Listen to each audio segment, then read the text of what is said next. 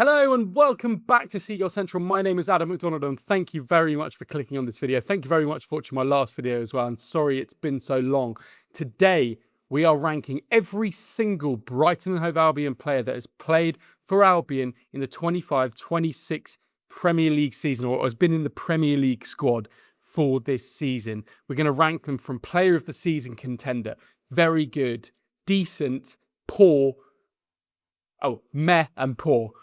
You'll be able to see it on the screen now. These are the kind of options of the categories we've gone for. We did this last year. It's going to be interesting to see kind of how some of the players that we had in this tier ranking list last year, how they convert this season. The players who've maybe not performed well, who we might have thought had performed well, the players who'd come in and have hit the ground running, but also the players who, maybe might not be here next season. And we'll be able to use this to really take stock, not only just of the season, but also just kind of generally how the squad's shaping up, how it's looking going into next season, what we should expect, what we shouldn't expect, and kind of how we are and what the state of play is. So let's get into it. Right, let's start. Where should we begin? Let's begin with Maxim de Cuyper, the player that many of you in my comments for years have been telling me that is the doppelganger. And I think with this haircut I've got at the moment, I can see why. I think Maxim de Cuyper, debut season, obviously coming, for decent money to the Premier League. Coming again as kind of that, that I was going to say backup left back, but it definitely wasn't, was it? The idea was that he would, I think at the start of the season when we were doing these compilations, it was doing the kind of preseason predictions, the conversation was that actually Maxim de Cuyper would be the left wing back, Ferdi Kadioglu would be the right wing back, and Fabian Hürzeler would play a back three. I think many of us thought that, didn't we? That never transpired. But I think Maxim de Cuyper's had a very good first season. I think the start of this season was probably the best. Looks really, really good going forward. A little bit suspect defensively. And I think recently, kind of the second half of the season, he's probably not had his best second half of the season. I think we can definitely see there's a player there, isn't there? There's a player in there who loves to attack, clearly decent at set pieces, but ultimately is really a bit of a wing back. I think overall, you can maybe say for a first season, it's been a very good first season. I think it's been decent. I think it's fair to say Maxim de Cuyper's first season's been decent. He's not set the world alight, but you can tell there's a good player there, a good kind of system player as well, who can be mouldable, who can play left wing, who can play left back, who can play wing back, he can get forward. Sometimes we've seen him on the left wing, right wing as well. And I think actually for a first season, you can say it's been a pretty good one. Let's go elsewhere. Where should we go? Let's go to Joël Veltman. Again, Joël Veltman, difficult one, because I think this time last year, I think I put him in player of the season contender. For so many years with Joël Veltman, he has been one of the top performing players for the Albion. And he was up here for us. He was player of the season contender. Really good season. For the last 3, 4, 5 seasons, he puts in kind of 7 out of 10s all season, every season. I'm sure if you went back and looked at his rankings on average on those statistic websites for his seasons, he's probably kind of 6.57 for a season every single year. When we've relied on him, he's been very good. When we've needed him, he has been very good. He's been his usual self, never let, Brighton down. However, I think for his kind of season that he's had, yes, it's been decent. I actually think you've got to say it's pretty meh. Not being able to hold down that right back slot, clearly being preferred by Fabian Hürzeler, with Mats Wieffer, fair enough. I always feel most comfortable when Joël Veltman's in the side, but you can see what Mats Wieffer brings, particularly on the ball. I think that 1v1 element from Joël Veltman will be brilliant, has always been brilliant, and is one of his best assets. I just think going forward now, I think we've probably seen the end of Joël Veltman, obviously having those contract talks this week. Maybe by the time this video goes out, it might have been announced around his future. I get the sense he's going to be moving on from the club. The club look like they've already kind of teed up a new right back coming in from Greece as well. So I think for his standards, it's probably been a bit meh for Joël Veltman. I think that probably is fair enough. Olivier Boscagli, let's move on to him again. Another player with, first season at the club.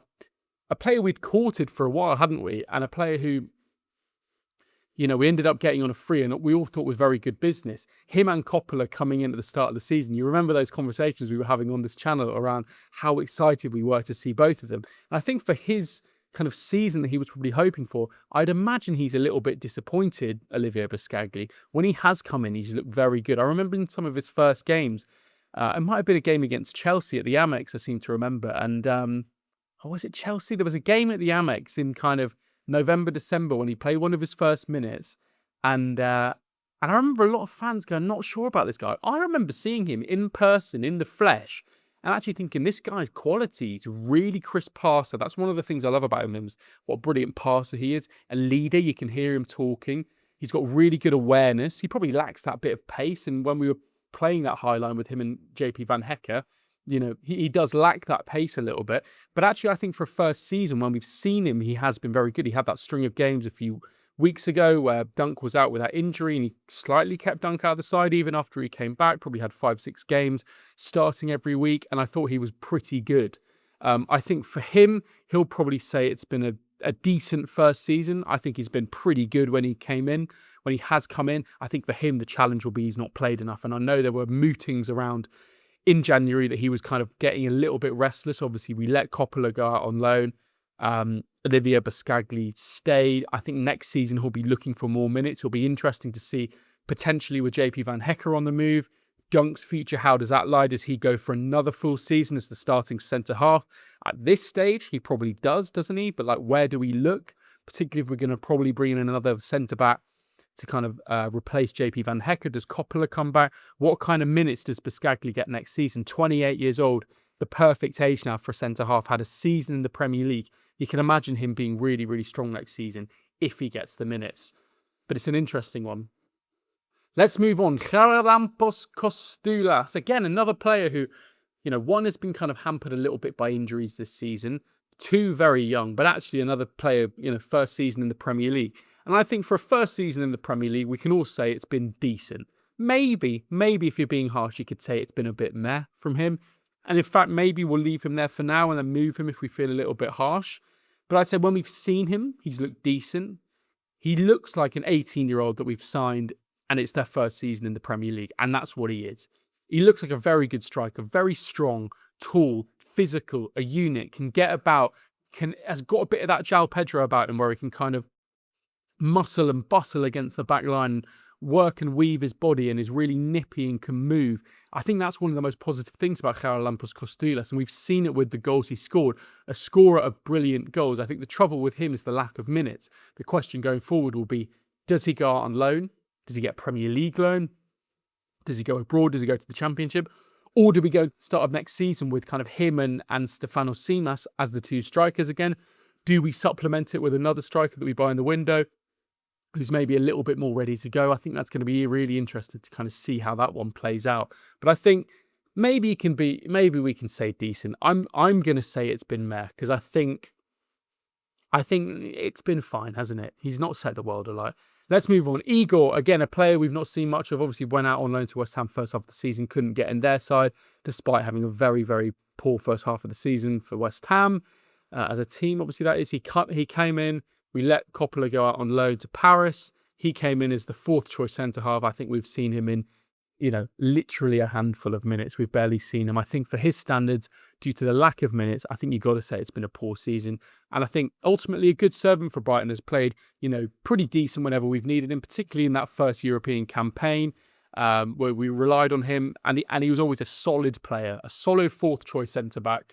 And ultimately we're going to see him go this season. But I think for him, you've got to say it's been a poor season. Let's move on. Georginio Rutter. Georginio Rutter is an interesting one, because I think, you know, this time last year we probably would have put him in player of the season contender. We maybe would have put him in very good. It would have been, you know, you'd be fighting between these two for Georginio Rutter. You can maybe say it's been a decent season. I'm going to say it's been a bit of a meh season for Georginio Rutter. I think you compare it to that first season where he was scoring goals, he was assisting. He was basically, even if he wasn't kind of doing that every single week, he was playing every week, and he was part of those brilliant wins, and he was a centrepiece of our attack. The trouble with him for this season is he's been in and out of the side. He's kind of been played out of position a lot. You see him playing as a number 9, which I don't think is his best position. You see him playing right wing. I don't think that's his best position. I think he's best suited when he is a number 10, and I think one of the challenges is that obviously Jack Hinshelwood's come in these last few weeks and played so brilliantly in the number 10 position. But I think for him, yes, he's not had that output. I think you can kind of say fair enough. I don't think that's all of his game.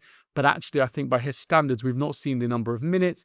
We've not seen him taking games by the scruff of the neck in the same way he has done in the past. But I think going forward, he is still going to be a really important part of this side. I think next season, we can see the way that he can play, and I really hope he'd still be a big part of that. I'm going to say this season, though, it's been a bit meh for him, hasn't it? So. Where should we go next? Let's go to Stefanos Tsimas. Look, I think, again, it's another one, a bit like, Charalampos Kostillas, where he came in, both of them were signed. They were both injured when they signed. We didn't really see the best of either of them until kind of October time. We didn't see them getting minutes. I think Kostillas maybe got his first minutes before Tsimas. Tsimas, I remember, though, ended up getting his first start before Kostillas got his first start. And it was early December. It was against Aston Villa. It was at the Amex. I remember it really clearly. I remember where he was when he got the injury. He was up on the kind of on the west stand side, on the southwest side, and he took a really bad challenge, went down. Obviously, it's a season-ending injury. One thing I really like about Stefanos Tsimas, he looks like every single action he does really clean. Scored that brilliant goal in the FA Cup, in the Carabao Cup. Was it against Oxford, or was it the Barnes game? I think it was Oxford, wasn't it? And scored really nice goals, really clean. But ultimately has been injured since December. And just as he was getting going, getting those first few minutes of the season, getting his first start, would have eased his way into the season, he ends up getting that really bad injury. We're going to see him for pre-season, it sounds like. I think we could really do with him. But the sad thing is he's not had that kind of year, 9 months to develop since we kind of would have first seen him in the side. I think for that reason, you've got to say it's been a poor season for Stefanos Tsimas. Right, let's rattle through some of these that we think we can kind of get through quickly. Tom McGill, I think, another season as the third choice goalkeeper, 25 years old, went out on loan in the first half of the season, didn't do too well, ended up getting did okay, but ended up getting recalled. I think we've got to move on from him now. I think the number of goalkeepers we've got, I think for his career as well, get out into the EFL, find a club. But for him, it's been a poor season. Jason Still, let's go for the other goalkeepers as well. Jason Still, I think, when we've relied upon him, he's been very good. When we've needed him in the league, he has been very good. Bart Verbruggen's ultimately had a very good season. I think, you can round it off by Jason Still by saying going to the World Cup at, 35, 36 years old, after the seasons he's had in recent years, playing under De Zerbi regularly in Europe and in the Premier League. I think his career's in a pretty fine place, and he's clearly a massively valuable member of the squad.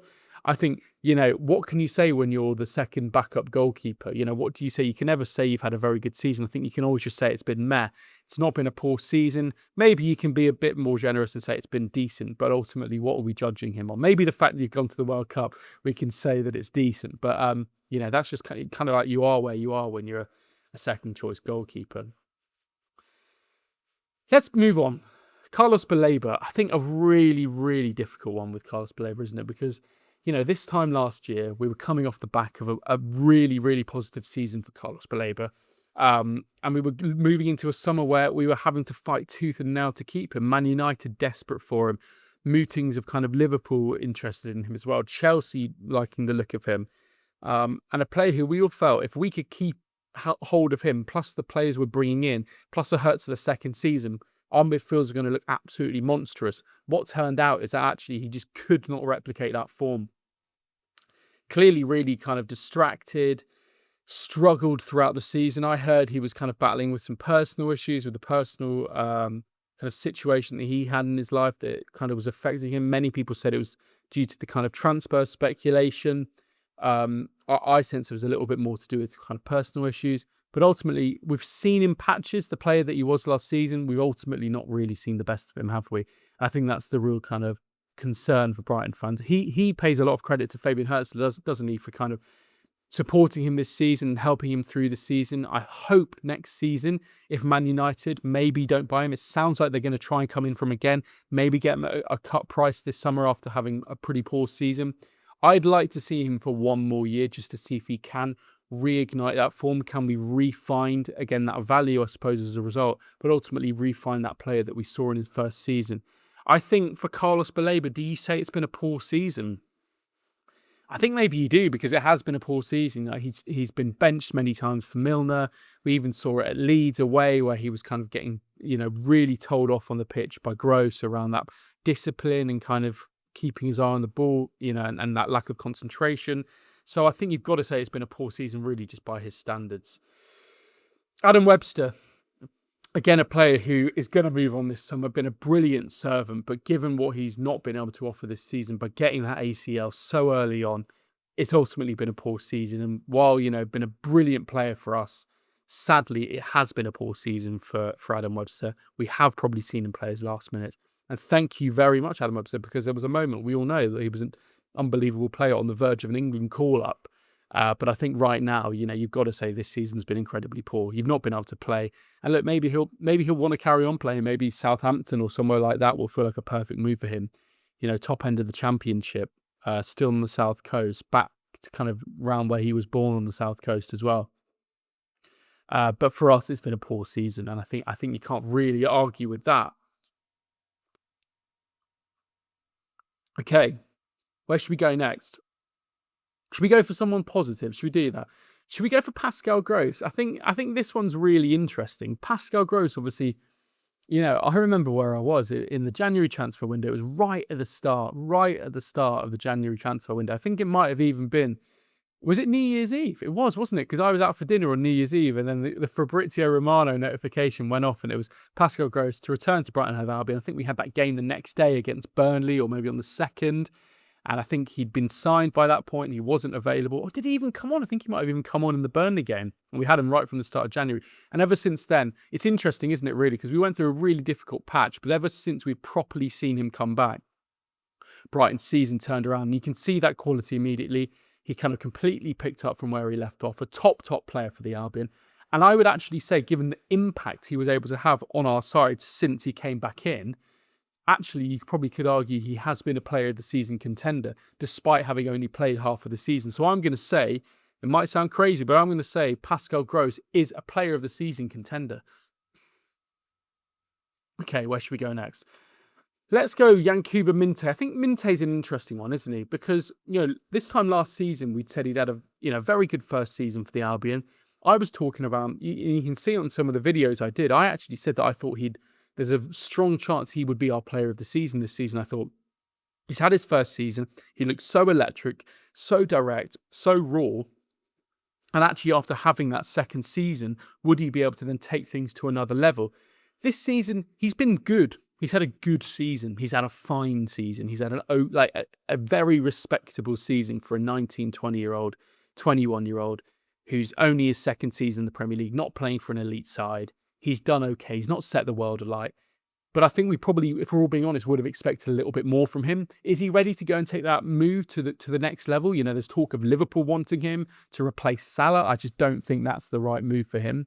And I don't think Liverpool would want to do that either. He's absolutely not ready for that step up. But, I think he's ready for probably one more season with us to take things to that next level. And who knows, with the right coaching and the right system, a bit like Rotter, a lot of our players probably have had a bit of a dip this season that we wouldn't have expected. I think if we look at this at the end, we'll probably see a lot of players, in the bottom half of this kind of graphic. Whereas I think last season we would have seen many more players in the top half of the, this graphic, in the very good. I've not put any player in very good yet, which is interesting. Yankuba Minteh, I'm going to say decent. I think it's been a decent season for him. He's had very good moments. He's scored some decent goals. 1v1, he's still excellent. He's still tricky, he's still sharp, he's still bright. But I think ultimately, he's probably not been quite where we've kind of wanted him to be. He's not taken that next level. He's not been that player of the season or young player of the season that we all maybe thought he might be for the Albion this season. And I think decent, is probably whereabouts you'd say he's been. Okay, Bart Verbruggen. I think this is a really, really interesting one. Bart Verbruggen. For me, over the whole season, if there was something between kind of decent and very good, I think I'd put him in that. I think he's been better than decent. I think he's been better than Maxim de Cuyper. He's been better than Olivier Boscagli. He's better than Steele. Been better than minteh. There's been moments he's come in clutch for the Albion, saved some brilliant kind of shots. Think back to that Brentford game. So many people speaking about it this week around how if he hadn't saved that penalty from Igor Thiago, our whole European kind of outcome would have looked so much different. We saw it in the Man United game as recently as Sunday, where if it hadn't been for him again, it probably would have been a lot more of an ugly scoreline. I think his shot stopping, there's no doubt about it. He's taken it to that next level. And I think overall, we've seen a stark improvement on his first 2 seasons at the club. I still think there's something lacking from him. And maybe that's a little bit harsh for me, but I think if we did get a very decent offer from him, this summer, I would probably look at it and maybe consider it, considering the options we've got. However, with that said, it's been a very strong season for him. He's saved us. He's pulled us out in the big moments for the Albion. Saved some brilliant goals. Maybe it's just that work around kind of his feet and kind of does he need to do a little bit better sometimes in possession? Is he sometimes a little bit lacking in concentration, giving away those goals? But I think ultimately he has had a very good season. He's had a strong season. He's bailed us out of jail many times. I think we've got to give him credit. Bart Verbruggen, very good season.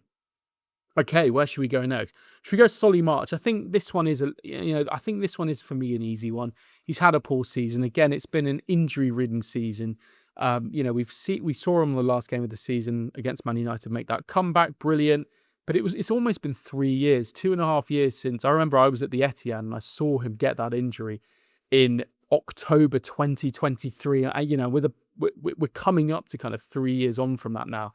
2.5 years, and it's been awful. It's been an awful time for him. The reports are at this stage, as I'm recording this video, that Brighton aren't going to extend his contract. They're not going to trigger the 1-year extension, and I think you can't really argue with that. I think if you are extending his contract at this point, you're doing it out of sentiment. You're not doing it because you feel he can offer something. I think a player that he is now is a very different player to the one he would have been back in 2023 when he got that injury, when he was coming off of that brilliant season under De Zerbi in 22-23. And I think really now at kind of 30 plus, he's a very different player. And I think Brighton probably are doing the right thing by just moving him on, because I think he's on big money as well. Since he signed that contract in, 2022, I think, he's probably on quite big money now, Solly March. So I think it's fair enough to say that, it's been a poor season for Solly March. But thank you for everything you've done, Solly. I mean, been a brilliant player for us. Where should we go next? Shall we go? Let's go Matt O'Reilly, because I think this is another player who you gotta feel a bit sorry for him. I think ultimately this summer we're going to see him move on, aren't we? Bought him for 25 million almost 2 years ago from Celtic. Looked like a brilliant player in the Celtic League. Got that injury straight away, but really has never quite kind of cut the mustard for us. Last season didn't really look like he had that sauce that we were maybe all expecting. Looks like a tidy player, looks like a neat player, looks like a decent player. But ultimately, I don't think he's shown that he's got that kind of ability to really change a game, to really kind of get up to the speed of the Premier League. I would say maybe it's a bit of an interesting one that we recalled him. Obviously, we sent Brian Gruder out on loan.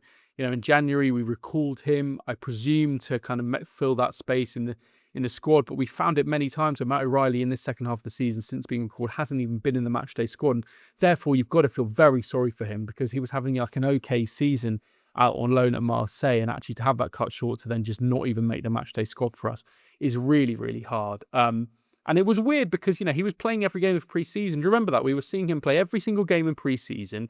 Him and Danny Welbeck linking up really nicely. He then goes and plays the first game of the season at home. Was it against Fulham this year? Scores the penalty. And then we just don't play him again. Then we send him out on loan to Marseille pretty much straight away, literally after that game. I mean, it's so bizarre. So I can't help but feel sorry for him. He's had a poor season. I think he's entitled to feel a little bit miffed by this. And I would imagine as a result, we're going to see him leave this summer. Okay, where should we go next? Let me just take a little sip here. Let's go with James Milner. Where are we at with James Milner? I think, look, compared to last season, actually has had a decent season. There was a moment probably between November and February where all of us were just pulling our hair out going, why the flipping heck is he playing every single minute at the moment? Why is he getting in over Baleba? Why is he being subbed on all the time in a game where we're kind of losing the midfield and we need to, Baleba's not having a great game. We need a bit more energy in midfield. Do we bring on Ayari? No. Do we bring on Hinshelwood? No. Admittedly, some of them were injured at times. We bring on James Milner. I think there were moments we were all thinking, is Fabian Hürzeler just keeping him around, just trying to get him to the kind of appearances limit that we all kind of were obviously massively proud of him getting, but it was a really tough time for James Milner at one point in the season. I think he finished the season really from February to May, actually a lot stronger. Maybe not so much in the last few games, but there was a period around March, April time where he was putting in some brilliant performances, looked like a really, really strong asset to the side, bringing that experience, that clear leadership on the pitch. And actually, I think you've got to say for James Milner, he's had a decent season. For a player of his age at 40 years old, hitting the appearances record that he did, having the impact, being able to get out so regularly and actually looking like a decent player. It's not like he's kind of been a passenger or been someone we've had to carry. I think actually you can say he has had a decent season, James Milner, and fair play to him. Paul van Hecke, let's go for him. Look, Paul van Hecke is an interesting one because I think last season we were all putting him in the player of the season contender. I think there have been times recently where he's looked very, very meh, particularly Leeds away, some of the games before that as well. He has that ability to lose his concentration at times, switch off. We've seen him make a lot of mistakes, not a lot of mistakes, but a handful of mistakes in the last sort of 3 to 4 months. A player who's clearly maybe had his head turned, is refusing to sign a contract for the Albion. We're probably going to see him leave this summer, for a kind of pretty measly fee compared to what his true value will be worth. Tottenham, Liverpool, Chelsea interested in him. I think for me, you can say he's had a very good season. Ultimately, he has been, playing pretty much every game when he's been fit for Brighton in that partnership with Lewis Dunk. You can tell he's a top player, brilliant recovery tackler, brilliant on the ball, brilliant switching play, cutting through the lines, a leader. There have been times he put in absolutely fantastic, strong, monstrous performances, but he does have that ability to be a bit meh and switch off. But, maybe as you come towards the end of the season, that is kind of understandable. But for me, I'm putting him in very good. I think he's had a very good season. He's clearly a very good player. Deserves a move, I would say. It's a shame he won't sign a contract, but I think he does deserve that move. Okay, let's move on. Let's go Mats Wieffer. I think Mats Wieffer is an interesting one. A player for me who I've kind of had my twos and fro's with a little bit. Some moments I look at him and go, you're quality, and kind of I get it now. I understand what Fabian Hürzeler sees. There's moments though I see him get exposed 1v1. I see him kind of be the weak link in that defence. Him look a bit tired and leggy in terms of getting around the pitch. But ultimately, on the ball, a very strong player, a player who can come into midfield, who can give us options, who can actually provide us with some kind of outlet out there to get the ball into the box, to link up well with the midfielders.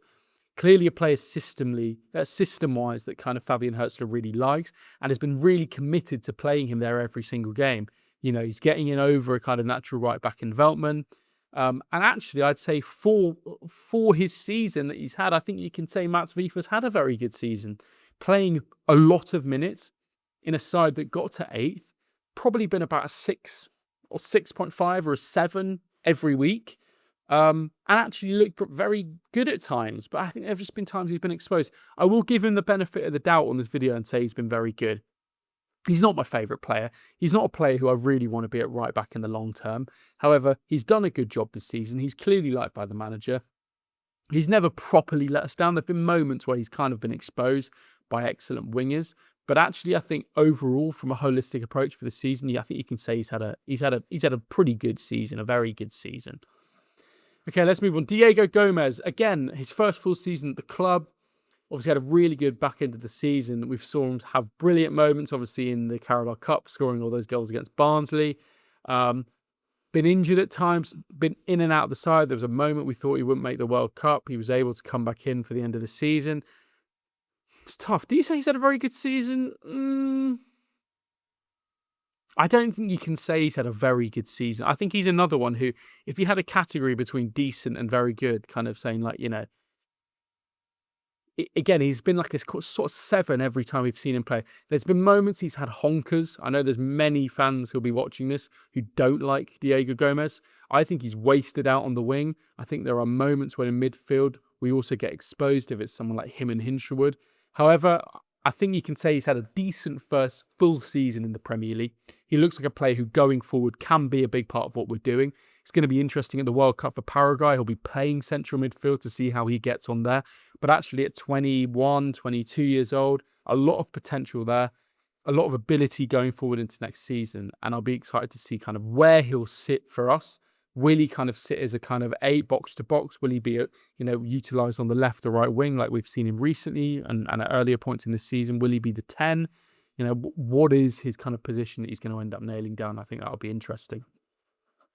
Okay, let's go Yasin Ayari. Look, I think Yasin Ayari, if we were speaking up until December, you'd say he'd had a very good season, even really up until most of the season. What we've seen in the last kind of, month or two is actually a player who's lost his place in the side, had a bit of an injury for a very short while, and then wasn't really able to get back into the side.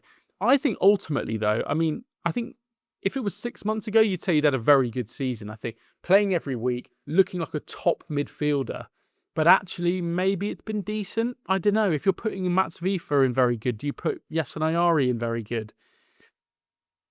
I think in terms of the breakout he's had, in terms of being able to get into this side regularly, Fabian Hürzeler really likes him. We see how good he can be in that midfield at times. I think maybe the recency element of it is making me think maybe it was just decent. But actually, I think overall you can say he has had a very good season. And actually, I think if you were a smart kind of recruiter for a big, a traditionally big club, yes, people will be looking at, Baleba. Admittedly, he's a very different profile to Ayari. But actually, I think Ayari would be a very smart signing for a lot of clubs. If you think about someone like Tottenham, I think that'd be a really smart signing. Liverpool, maybe he's not quite that level. But actually, I think he has that ability to take the step up. And I think he has been one of our, more consistent, better players this season. And I really like him. I just think he needs a Baleba next to him. It should be so good to next season to see a fit and firing Baleba in our midfield, because I think that's what we've been missing for a lot of this season. Okay, I think now we're getting into kind of some of the best performers this season. Let's go with Karim Mitoma. I think a difficult one for him. I think, plagued by injuries ultimately throughout this season. And recently, he has had a difficult time kind of getting, consistent minutes. Obviously, he got that injury in the last home game of the season. And it's tough for him. It's really, really what am I on about the last home game of the season? Second last home game of the season. Has it been a mess season? I think for an outsider, you hear lots of people going, what's happened to Mitoma? I think for us, actually, there's still been moments where we've seen he's absolutely quality and can score a goal out of nowhere, can get us up the field, can win that territory. But has he been at his scintillating best? No, he hasn't. I think for me, it's been decent. He's had a decent season. It's definitely not been his best. It's been probably one of his less impressive seasons in terms of numbers, in terms of goals, in terms of output. But actually, he still plays a very important role for us in terms of the way we play, the way we play out, the way we get up the field, the way we create chances, the way we, get players kind of exposed one-on-one, and he's able to create spaces for other players. But compared to that kind of player of the season contender we saw last season and we saw in his opening season, actually, I think you can say it's been decent, but probably no more than that. Where should we go next? Lewis Dunk. Let's move on to him. I think for, again, Lewis Dunk, actually, considering kind of where we were last season, where we were saying, is he a player who's actually going to even make it going forward into the Fabian Hürzeler side? Now we've signed, Olivier Boscagli. Now we've signed Diogo Coppola. Would he be a player that would get in the side? Would we? I think one of my predictions was that actually by the first or second international break, he'd have lost his place. And I think there were a lot of calls this time last season for Lewis Dunk to be dropped. I think lots of people were unhappy with the consistency of performances he was putting in. I think what you can say is this season he has actually been very good. Found that form again, found that leadership. Yes, he's not ripping up trees. He's not going to be getting England call-ups and stuff. He's not been the Lewis Dunk that we saw 2 seasons ago, 3 seasons ago. But actually, he's still a very, very strong player for Albion, a brilliant leader, brilliant passer of the ball. Obviously lacks that pace, but when playing against alongside a JP van Hecke, actually that they complement each other really well. I think the acid test will be next season and how that lines up, as I've said before, with all the centre-back options that we potentially have, where he'll fit into that. But I think for this season, you can say he's had a very good season. Right, 3 left. Let's see where we go. Right, should we go with Ferdi Kadioglu? Because I think, obviously voted Men's Player of the Season by the fans. He was the player I voted for as Player of the Season. And I think you've got to say he's in that Player of the Season contender. If you're going to give it to him, if you're going to give it to Groß, if you're going to give it to anyone else, Ferdi Kadioglu, it's been brilliant. Obviously, last season struggled for so much with that toe injury. It was funny to hear him at the end of season player awards where he called it the stupid toe injury that he had that kept him out for so long. It was such a classic Brighton injury, that kind of a player being out for literally a year just with a toe injury. But we've absolutely seen the player that we thought we signed, 2 years ago, 25 million quid. He looks brilliant, can play on the right or the left. He's obviously best at left back. I think the thing I love about him is, yes, he gets forward. Yes, he can create. Yes, he can get involved in attacks. But it's actually his defensive ability, I think, is absolutely brilliant. And for me, my favourite element of him is the way he uses his body. You saw it many times kind of on Sunday against Manchester United when you've got Amad Diallo on the right wing, when you've got, Mazraoui, when you've got Luke Shaw even up against him at times. He's a player who, yes, he didn't have the best game against it. Everyone didn't have the best game. But there were moments you're seeing him against Amad Diallo really use his body and just be able to shield the ball, win the ball, prevent himself losing possession. I think he's a player who's really, really rounded, technically brilliant, really good awareness of the game, good strength, good at kind of manipulating the ball and moving it how he wants to move it. I think it's just really, really impressive. I think next season, if he doesn't go this summer to a big club, I think there's probably a space at the moment where not every kind of quote unquote big club is looking for left backs. But in terms of that versatility and that ability to get up and down, that defensive kind of solidity, he'd be a really good asset. And I think for us next season, I pray we can hang on to him for another year, because a top player, someone who we could take into next season to be a really, really valuable asset. And finally, let's go with Danny Welbeck.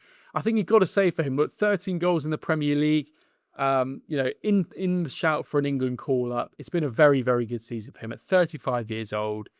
A player who, every year we think, are we going to have to provide kind of support for Danny Welbeck? Are we going to have to get, a proper number 9 in to come and support him? I think when we had João Pedro, that was very useful for him. I think the trouble now is that actually we don't have kind of pure number 9 options to come and support him. Yes, we got Costillas, maybe a bit more of that hybrid. You've got obviously Stefanos Tsimas, who's out injured, barely seen him all season. Jorginho Rutter can play there, but isn't really a number 9, is he? And actually, I think that the kind of masterstroke with Danny Welbeck, and I think you've got to do this when you're managing Danny Welbeck or any player at 35 years old, is kind of just not play. If we ever had midweek games, a Wednesday and a Saturday, or a Tuesday and a Saturday, or a Wednesday and a Sunday, or a third, or whatever, he would never play sort of 2 games in a week. He was always limited to that 1 game a week, would often come off in kind of 75 minutes. His minutes were really, really managed. And I think for his age, he looks so strong. He looks so fit. He still looks capable of scoring goals. I'd probably, touch wood, back him to do another year, being able to perform at that level. Maybe he won't score 13 Premier League goals again, but he'll definitely be at that level where he can be a good Premier League striker for us, will be my bet. I think he's got to get all the credit for this season, because it's been a very, very good season for him. I just love him. And there's an argument he should have gone to the World Cup, absolutely. I think we can all kind of make that argument. Okay, finally, Jack Hinshelwood. Look at a player who I think started the season well. Obviously, we saw him injured for a period of time as well.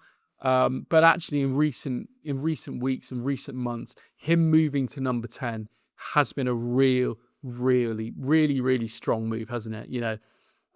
Scoring goals. You think about the goals he scored, the headers he scored, the way he burst into the box. I actually kind of had an idea this time last year, particularly after he'd gone and scored those 3 goals or 2 goals at Tottenham on the final day. I thought, with the World Cup a year away, and a player who he's already in the England setup, plays every game for the under-21s with Joe Bellingham, plays every week in the Premier League as well, scores goals in the Premier League. I thought he'd be a player who'd actually kind of be a bit of a wild card shout for the England squad. Obviously, I think really for him, it's that consistency of minutes. And I think in that midfield, you've got many options. You've obviously got Rice, Anderson. Anderson was probably, there's no doubt anyone's going to get in ahead of him. You've got Wharton struggling to get into that side. You've got Gibbs-White struggling to get into that side.